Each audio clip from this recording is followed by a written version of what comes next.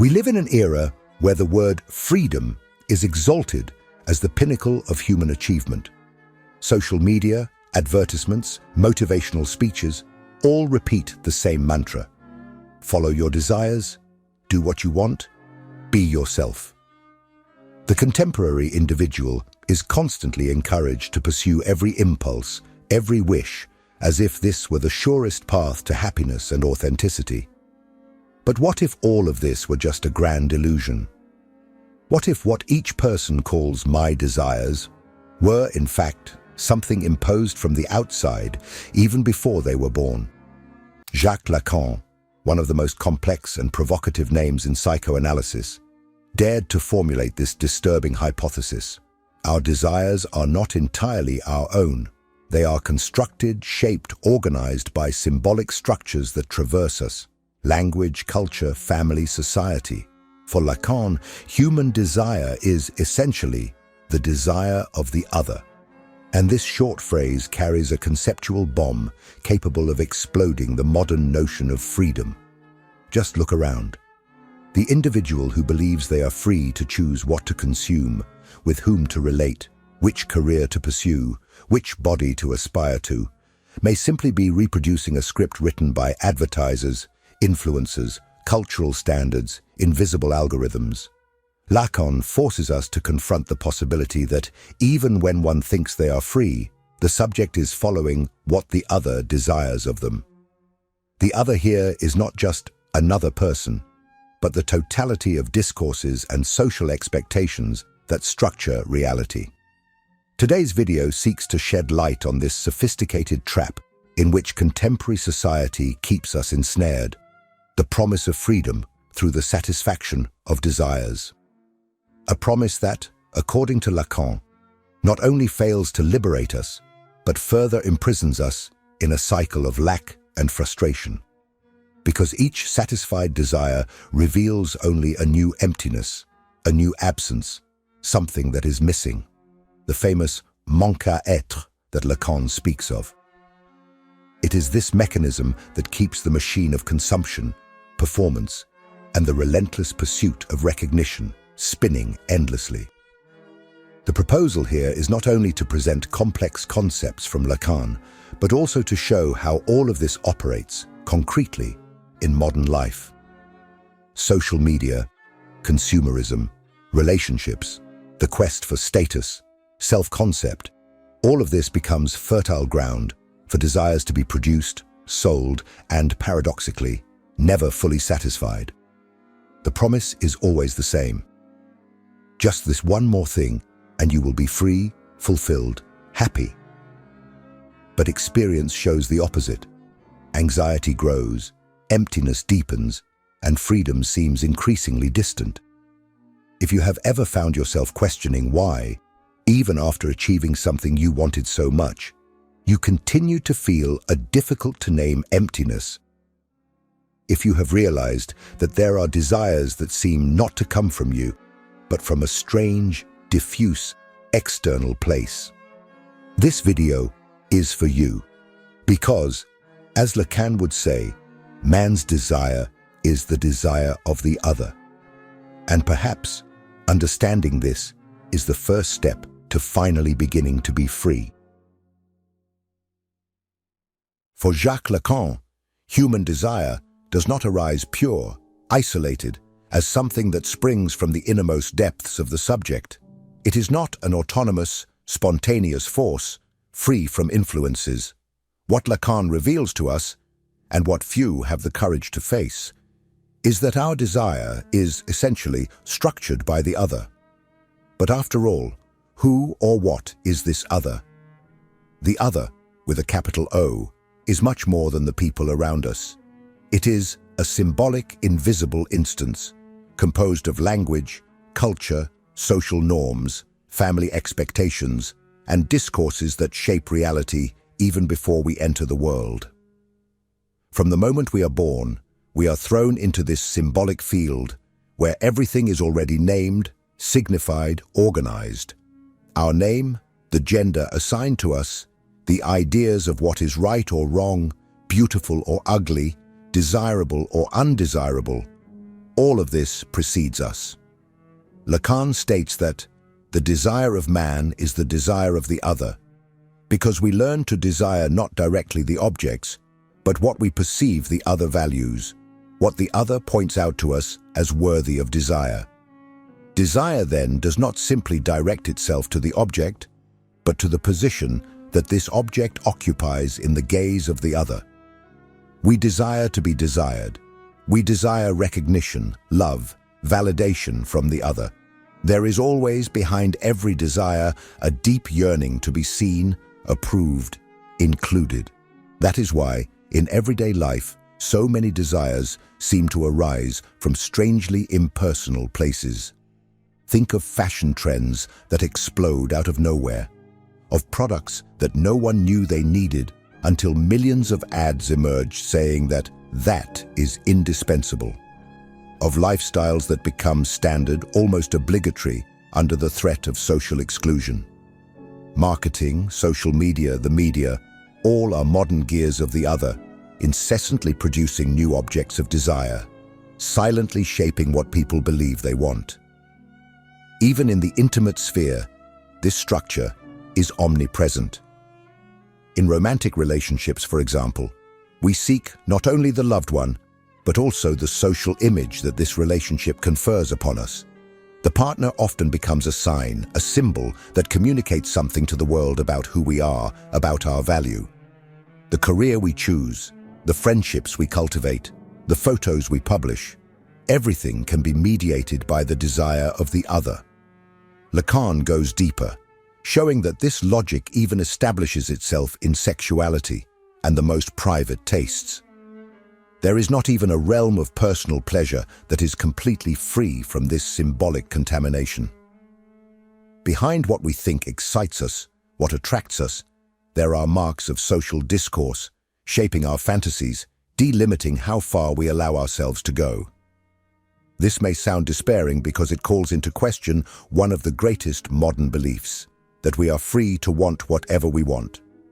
For Lacan, there is no totally authentic desire, disconnected from the symbolic network that envelops us.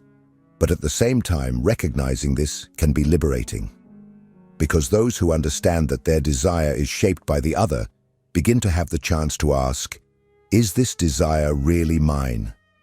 And it is precisely this question that opens the door to freedom. But before understanding how this machinery traps us, we need to look at how the contemporary system feeds this dynamic in an even more intense and sophisticated way. Because there is a powerful engine, spinning non-stop, that feeds on our desire and keeps us trapped in a wheel that never stops turning. And that is what we will talk about in the next part. The system that keeps you trapped. If this content is making sense to you, click the subscribe button and subscribe to the channel. Thank you for your support.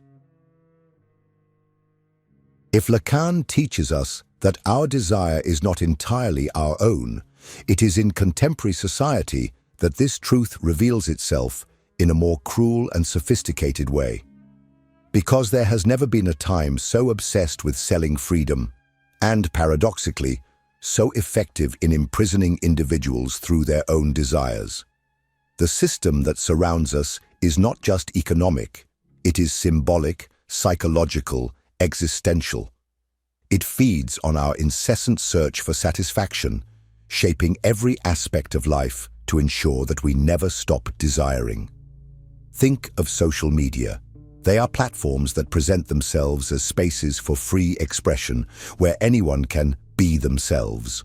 But in practice, they function as a gigantic distorted mirror, incessantly reflecting the desires of the other. Every like, every comment, every share is not just social interaction. It is a silent message telling us what should be desired. Those who gain more attention, who flaunt travels, perfect bodies, success stories, all become walking showcases of what is supposedly worth wanting. And those who cannot or do not wish to follow this script feel out of place, invisible, almost non-existent. The same applies to advertising and the consumer market. Contemporary capitalism is not satisfied with offering products that meet basic needs. It creates new needs, shapes identities, invents voids that can only be temporarily filled by a new object. And that object is never enough, because the pleasure it offers is brief, and soon another desire arises, another product, another standard to be achieved. It is the perpetual cycle that keeps the economy turning, and human subjectivity eternally dissatisfied. In relationships, this logic is equally cruel. Love, which could be a space for genuine encounter, often becomes a territory of performance. People learn to love not only for what they feel, but for what they must demonstrate feeling. Public declarations, romantic photos, media gestures are not just expressions of affection, but also signals exchanged within a symbolic network. Loving often is also displaying love and reaping the recognition that this generates. Even in professional careers, the trap is evident. It is not enough to have a job. One must have a vocation, a purpose, something that fits into the collective imaginary of success. Working hard is not sufficient. One must appear passionate, fulfilled, vibrant, at the risk of being seen as someone without ambition or a failure. The culture of high performance makes us believe that we only exist if we are always climbing, conquering, producing, and any pause, any hesitation, turns into shame. This is the true system that keeps us trapped, a mechanism that not only exploits our labor, but also colonizes our soul, transforming our desires into fuel for its own survival. And it does this through a constant promise that reaching the next goal is enough to finally be free. But freedom never arrives. What arrives, invariably, is the next target, the next void to be filled. Lacan warns us that this game is infinite because human desire is structurally marked by lack. There is never an object capable of fully satisfying this absence, and the system perversely knows this. It is precisely this impossibility of complete satisfaction that keeps it alive, always selling more dreams, more products, more experiences. But, after all, what happens when we believe that the next achievement will finally complete us? What do we feel when, even after obtaining what we so desired, everything once again seems insufficient? It is precisely this illusion of fulfillment that we will unravel in the next part. There is an almost magical and deeply deceptive moment in the experience of any human desire. That instant when we believe that by achieving a certain goal, we will finally be complete. It may be the purchase of the dream car, the attainment of a perfect body, professional recognition, or the idealized romantic relationship. For days, months, sometimes years, everything revolves around that.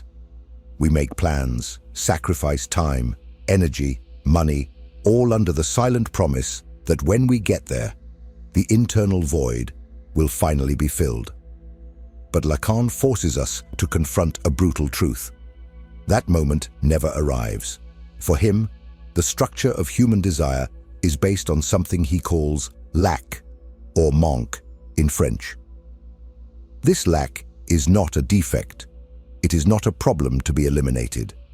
It is constitutive of the subject. It is precisely what makes us desire, the engine that drives us in search of something beyond what we have. However, there is a fundamental detail. There is no object capable of eliminating this lack, because it is not in the object, but in the subject itself. That is why, right after the euphoria of achievement, a feeling known to all arises. The silent disappointment, that internal voice whispering that it wasn't quite that something is still missing.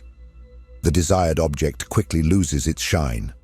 The new car becomes just a means of transportation. The perfect body requires constant maintenance. Professional status demands new challenges. The ideal partner reveals imperfections. And again, a new desire takes shape, promising to be the definitive answer. This is the trap that keeps the system spinning. It is not just about material consumption. This logic is also present in existential experiences. We want recognition, applause, validation. We want to believe that there is somewhere, something, or someone capable of giving us the feeling of finally being enough. But Lacan dismantles this illusion by showing that human desire is, by nature, insatiable. In practice, this manifests in subtle and painful ways. Someone achieves the position they always wanted, and shortly after feels bored, questioning the meaning of it all. Another person falls madly in love, and when finally, with the one they wanted, begins to notice imperfections and feel doubts. Many accumulate possessions, experiences, travels, but live tormented by a sense of emptiness that nothing seems to appease. It is precisely this dynamic that makes desire such an ambiguous force. It moves us, drives us, makes us create, transform, evolve.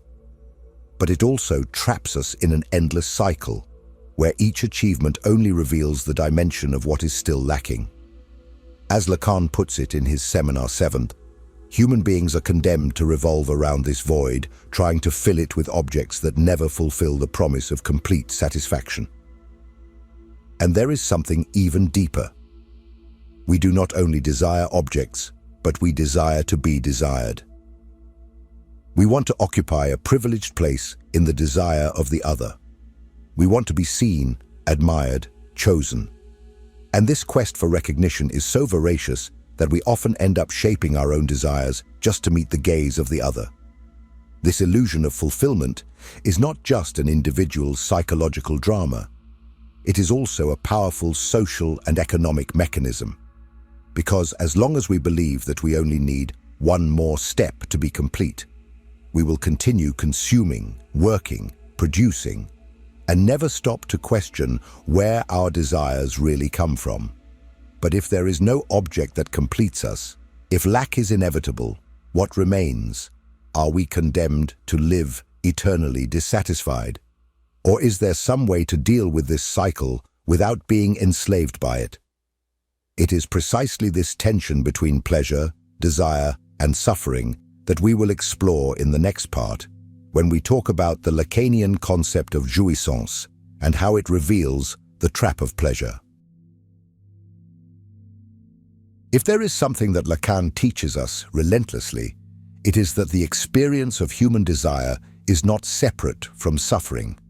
And it is here that one of the most complex, and perhaps most disconcerting, concepts of his entire theory emerges: jouissance.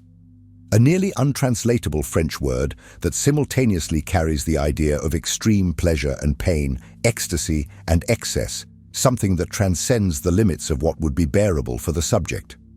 For most people, pleasure and freedom seem to go hand in hand. If I am feeling pleasure, I am being free. But Lacan dismantles this logic, because for him, jouissance is not simply pleasure. It is a type of pleasure that simultaneously wounds. It is the insistence on seeking something that surpasses us, that consumes us, even when we know it harms us. It is a form of pleasure mixed with suffering, and it is precisely there that the trap lies. Think, for example, of the compulsion for social media. The subject knows that spending hours scrolling through the feed generates anxiety, comparison, a sense of inadequacy. But they cannot stop. There is a small dose of jouissance there, the pleasure of spying on others' lives, mixed with the suffering of realizing how much something is missing within oneself. Or in toxic relationships, where there are intense moments of passion and connection, interspersed with pain, jealousy, humiliation. Even so, the person cannot distance themselves.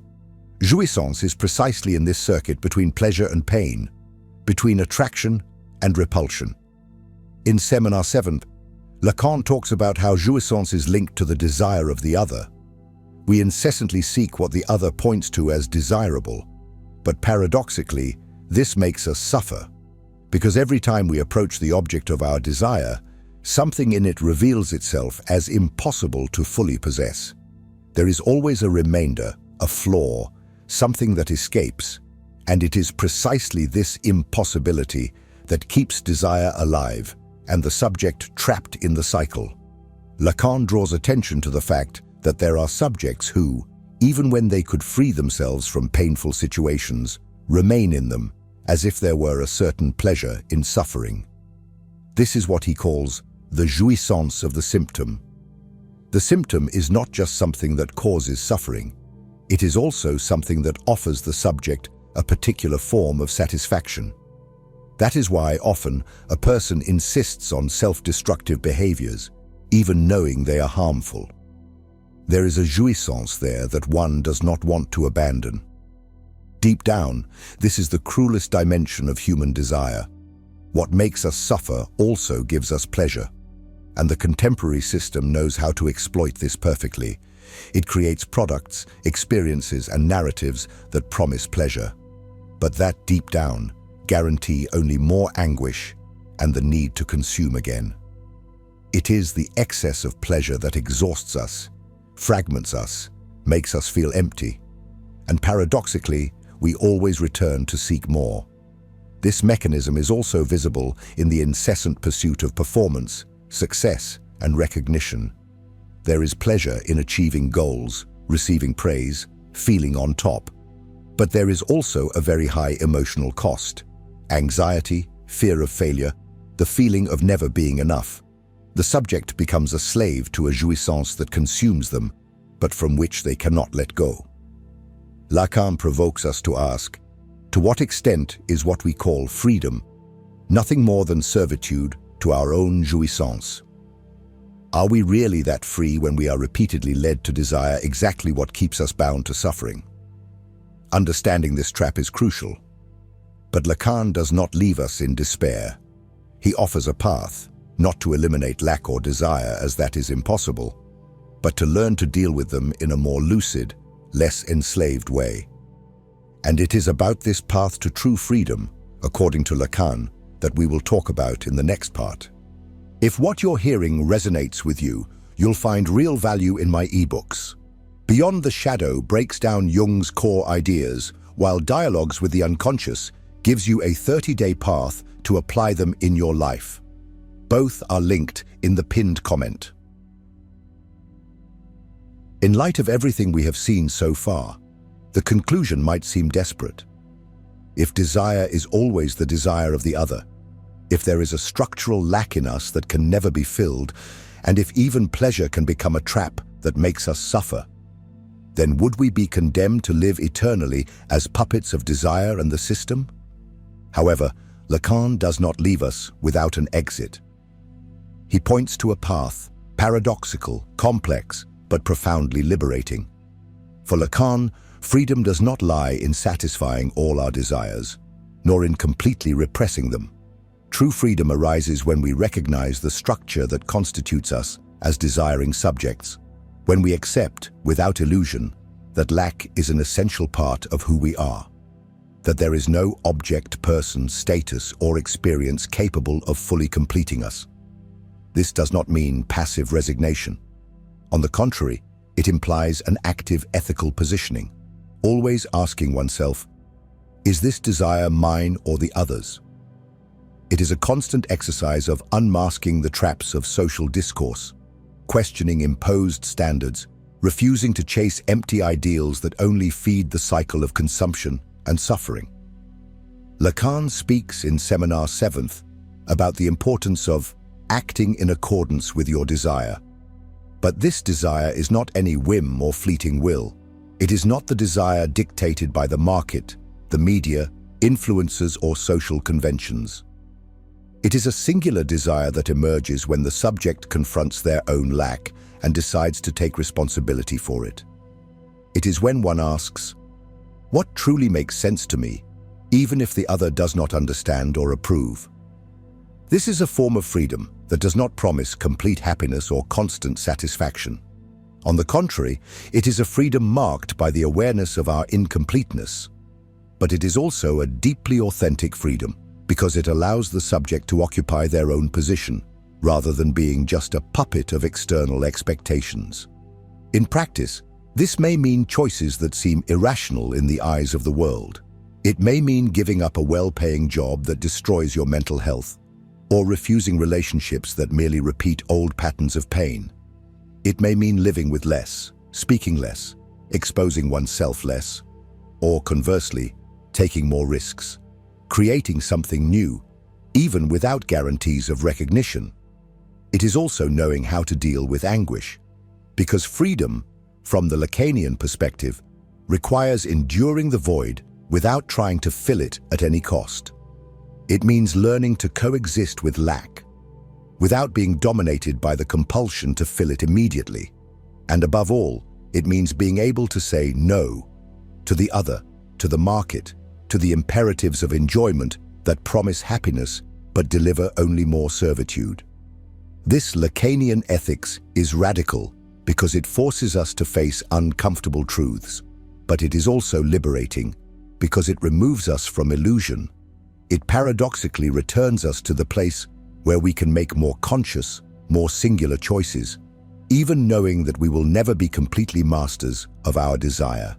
Deep down, freedom, according to Lacan, is not something one possesses. It is a constant movement, a position in relation to desire, a way of not allowing oneself to be completely captured by the discourses that tell us what we should want. It is understanding that lack constitutes us, and that this does not have to be a reason for despair, but for creativity and authenticity. But after all, how to live this way in practice?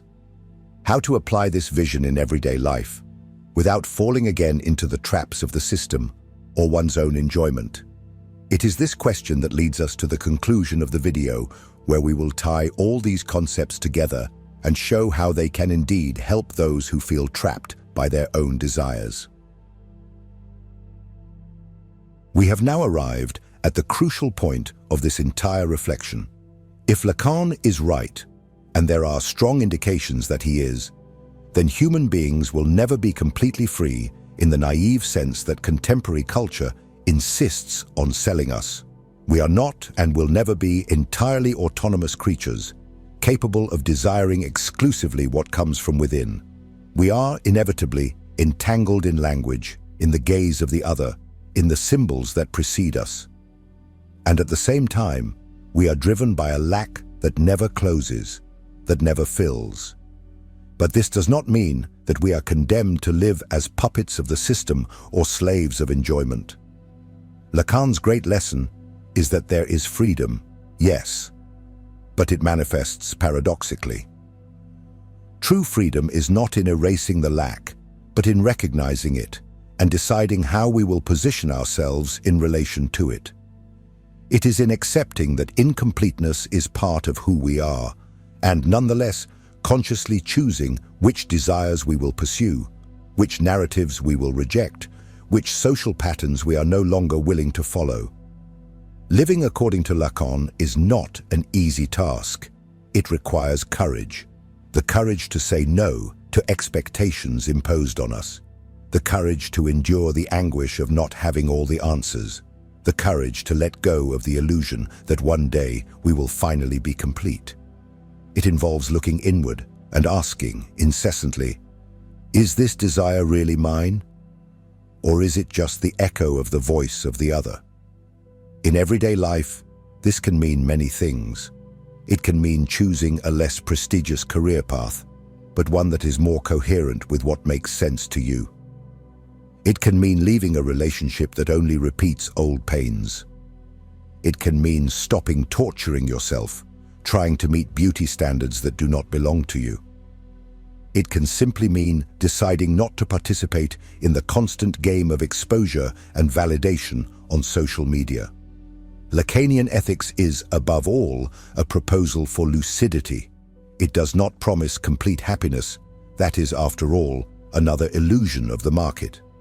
But it promises something more valuable: the possibility of living in a less alienated, less enslaved, more singular way. And that, in the end, is what comes closest to true freedom. If you, throughout this video, felt that uncomfortable pang upon recognizing that many of your desires may not actually be yours, know that this is already a gigantic step, because questioning one's own desire is the beginning of the process of liberation. It is not easy, but it is profoundly transformative. Now, I want to hear from you. What is the desire that, until today, you always believed to be yours, but that now, perhaps, you are starting to question? Share in the comments. Your account can not only help you, but also others who are in the same process of awakening. And if this video made you think differently, don't forget to subscribe to the channel, leave your like, and share it with someone you know is also trapped in this cycle of desires. And keep watching the next video. It is important, because on this channel, each piece is part of a larger puzzle, the puzzle of understanding who we really are.